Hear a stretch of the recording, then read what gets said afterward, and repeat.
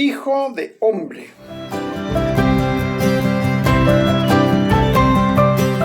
Queridos hermanos, me he permitido seguir con el Antiguo Testamento porque los católicos lo conocemos mucho menos al Nuevo Testamento.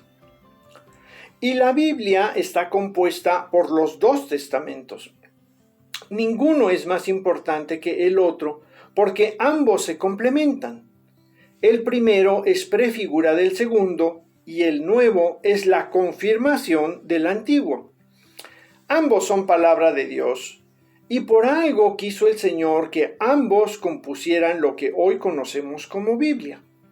Así que es bueno irnos familiarizando con los textos del Antiguo Testamento y ver cómo podemos sacarles el mensaje que Dios nos quiere dar a pesar de haber sido escritos hace más de alrededor de 3000 años. Vamos a ver un pasaje del profeta Ezequiel que seguramente ya habremos escuchado más de alguna vez. Él continuó: Hijo de hombre, come lo que tienes delante. Come este libro y habla al pueblo de Israel. Yo abrí mi boca, él me hizo comer el libro y agregó: Hijo de hombre, con este libro que yo te doy te alimentarás hasta saciarte. Lo comí y en mi boca fue dulce como la miel. Luego añadió: Hijo de hombre, irás al pueblo de Israel para anunciarles mis palabras. No eres enviado a un pueblo de un idioma que no se entiende, sino al pueblo de Israel, ni tampoco a pueblos numerosos de lenguaje difícil cuyas palabras no entenderías. Si te enviara a ellos, con seguridad te escucharían. En cambio, el pueblo de Israel no querrá escucharte a ti, porque no hay nadie que quiera escucharme a mí. Todos ellos son tercos y de corazón obstinado. Mira, he endurecido tu rostro y he hecho tu frente tan dura como la de ellos, como el diamante, que es más duro que una roca. No les temas ni te atemorices ante ellos, porque son un pueblo rebelde.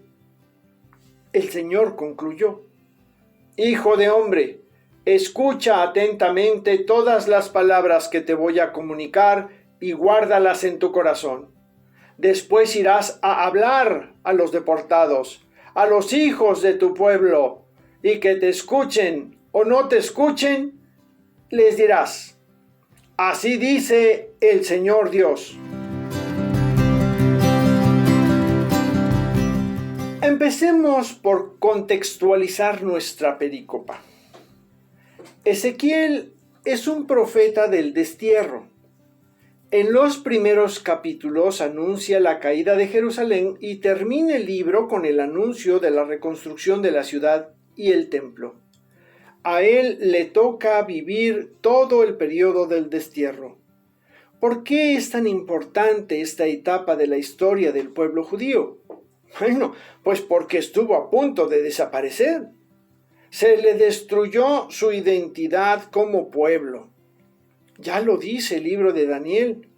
En este momento no tenemos príncipes, ni profetas, ni jefes, ni holocausto, ni sacrificios, ni ofrendas, ni incienso, ni un lugar para ofrecerte primicias y alcanzar misericordia. El profeta posee un sentido claro de la santidad de Dios y desea que esto se refleje en la vida de los integrantes del pueblo escogido por él. A Ezequiel le toca vivir en tiempos de desánimo, de desesperanza, de derrotismo.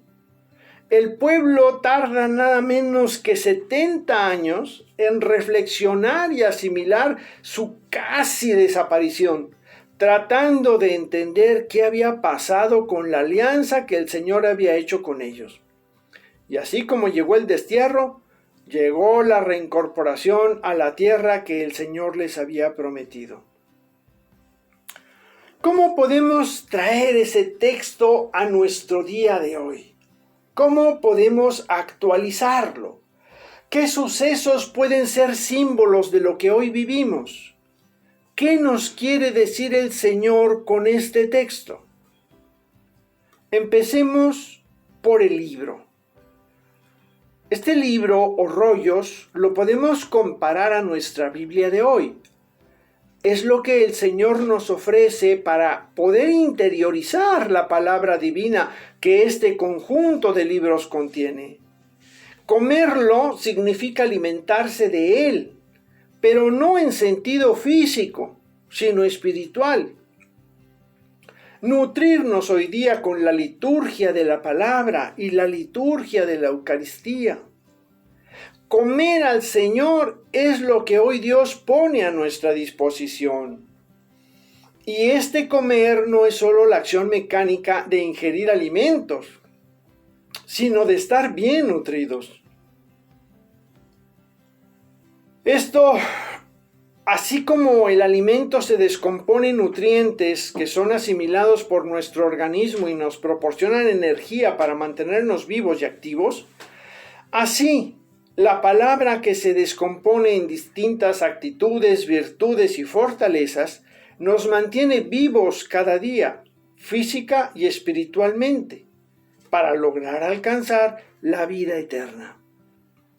Hemos de cuidar que antes de querer dar de comer a otros, es decir, antes de hablar del reino de Dios a otras personas, debemos estar bien enterados de aquello que vamos a decir. Porque nadie da lo que no tiene. Y si no tenemos una relación cercana a Dios, mediante el estudio y la meditación de la Sagrada Escritura, así como de los sacramentos, no podremos transmitir un mensaje de verdad. Pasaremos información, daremos conocimiento, pero no llegará el mensaje. Aún si te preparas bien, habrá personas que no te quieran escuchar, porque somos tercos y obstinados. Y no debemos tomarnos la cuestión en forma personal. No se trata de que escuchen al mensajero. Lo que el mundo no desea escuchar es a quien envía el mensaje, esto es, a Dios mismo. Y si esa actitud se toma para con el Señor, válgame Dios, pues ¿qué no harán con el servidor? Hay que leer, meditar, orar con la Escritura, porque hay que empaparse de su contenido y esto significa guardarlo en el corazón. Esta es una actitud que nos recuerda a María, según San Lucas, y es algo que debemos de imitar.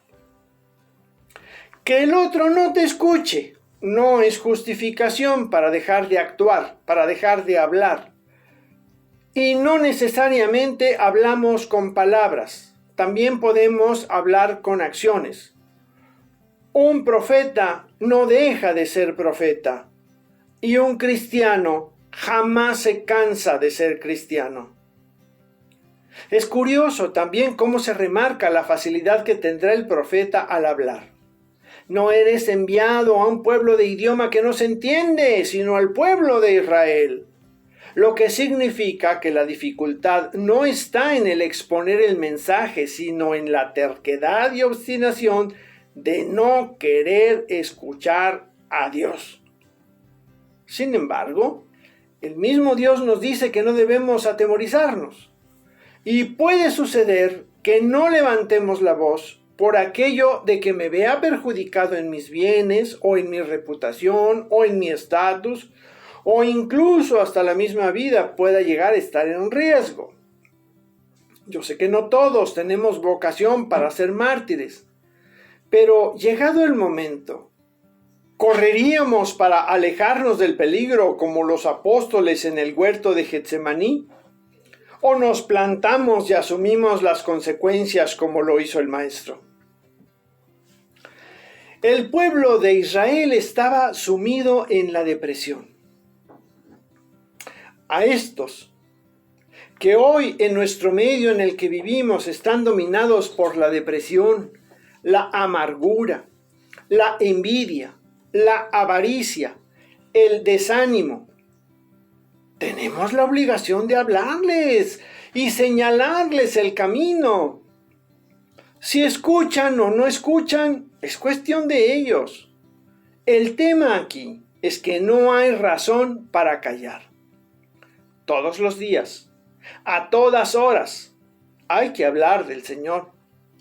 Pero para eso hay que impregnarnos de Él, hablar con Él, comerlo diario, así como diario comemos el pan nuestro de cada día.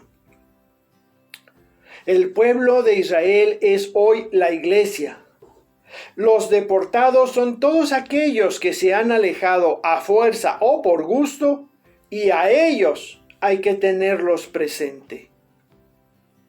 Hoy, quita de la lectura la frase Hijo del Hombre y vuelve a leer el pasaje poniendo tu nombre en su lugar.